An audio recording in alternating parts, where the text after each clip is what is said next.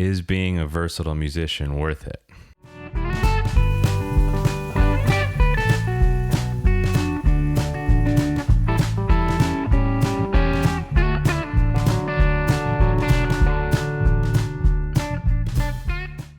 So here I'm going to talk about two different kinds of versatility. One being the ability to play a bunch of genres, and the second being the ability to play a bunch of different instruments. Let's cover the instruments first, because it's a very quick one. Will playing a bunch of different instruments be helpful to you? Yes. It's not going to take away too much from your primary instrument. It'll only make you more hireable, as many people now need someone to cover bass, guitar, and maybe little keys while singing background vocals. And if anything, it'll just broaden your musicianship and maybe give you more ideas that you can transfer to each instrument. Versatility musically is different. When setting out to make this video, I had to realize that my initial idea of versatility was a more, superhuman chameleon. The closest of which I'd say is Guthrie Govan.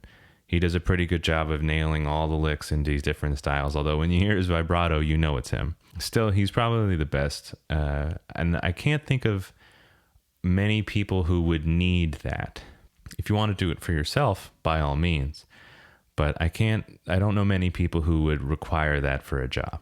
Casual versatility is something way different and something much more attainable, and it's where you can kind of ballpark any genre if needed. One pro to trying to be even just casually versatile is an appreciation of different genres and their subgenres. If someone doesn't have like a big upbringing in rock, for instance, they only play classical or something their whole life, they might have one certain view of rock, which is like loud, distorted, play as hard as you can, play as fast as you can. And that might do it for some genres, maybe some songs, some scenarios. If you know Hendrix and Cream era stuff, and 80s stuff, and grunge, and corporate pop punk or something like that, you might have a deeper appreciation for what's going on and understand a little bit more the nuances involved in each style. If not, sometimes pantomiming a genre can come off sarcastic. Like if someone, again, doesn't know rock and they think it's like, I don't know, just hit it as hard as you can. Every now and again, it comes off like someone's just smacking their guitar and smiling as if this is beneath them. You've seen it with any genre, honestly. And you can hear that and you can see that. And it's not really something you'd want to get across to an audience of like, haha, isn't this dumb? A great avenue to become versatile would be joining something like a top 40 band, a corporate band, wedding band, whatever. Thanks to having a lot of different kinds of experience in different bands, I wanted to show you a few different ways I might approach going from A7 to D in different genres.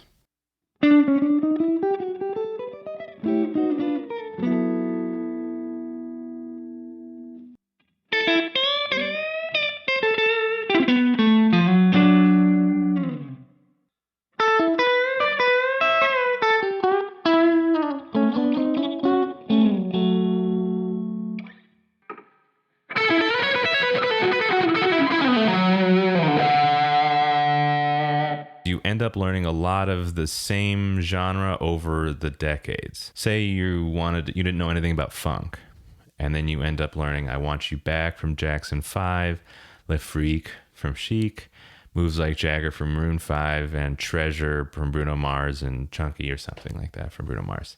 There's a lot of different kinds of funk songs. You end up, getting a much better handle on it without necessarily having to go be a professional funk player like some badass like Corey Wong. You'll end up learning a lot of popular styles, but if you can't handle jazz and you can't handle yourself over a jazz standard, chances are you won't really teach it at college or any kind of like higher education, something like that. There are more and more popular music programs at colleges, Berkeley, MI, USC. They're not that common. More classical and jazz is around in colleges. So you're going to want to have a good understanding of both of those if you want to go down that route. If you're going down the artist path, and by that I mean artist career, versatility might not be that important to you. I wouldn't expect Misha Mansour from Periphery to be able to do some solo jazz standard in the style of Joe Pass, or Jonathan Kreisberg to be able to do some, awesome chicken picking Brad Paisley licks over a country barn burner. Both would be entertaining, but strictly for, entertainment purposes, not for anything musically wonderful. people who end up doing something like that, best case scenario, build a really strong, unique voice that's wonderful and pushes maybe their own genre forward and gives the versatile people something new to learn. It's a new version of rock, a new version of jazz, a new version of whatever. Imagine if you were a versatile player in the 70s. It's a much different requirement, a skill set requirement, than being a versatile player in 2020. Going down that career path, however, will have different struggles than, say, someone who's versatile. Someone who's versatile might be able to just hop into any kind of band, start working pretty quickly, and start making okay money pretty quickly. Maybe even starting teaching lots of different genres. So again, it's going to be making money from music much quicker. That being said, if you're on the artist career, you might not be in it for the money first. You might not be a big deal if you had a day job at the same time, as long as you're able to put out your original music. Both careers kind of have their pros and cons, and as long as you know what you're getting into, you'll be great. So is being a versatile musician worth it? It's kind of up to you based on the career you see yourself having, the career you see yourself going down, what'll be most beneficial to you. Thanks so much for watching. Please comment, ask me questions below. I love talking to you guys. So thanks a lot, and I'll see you next week.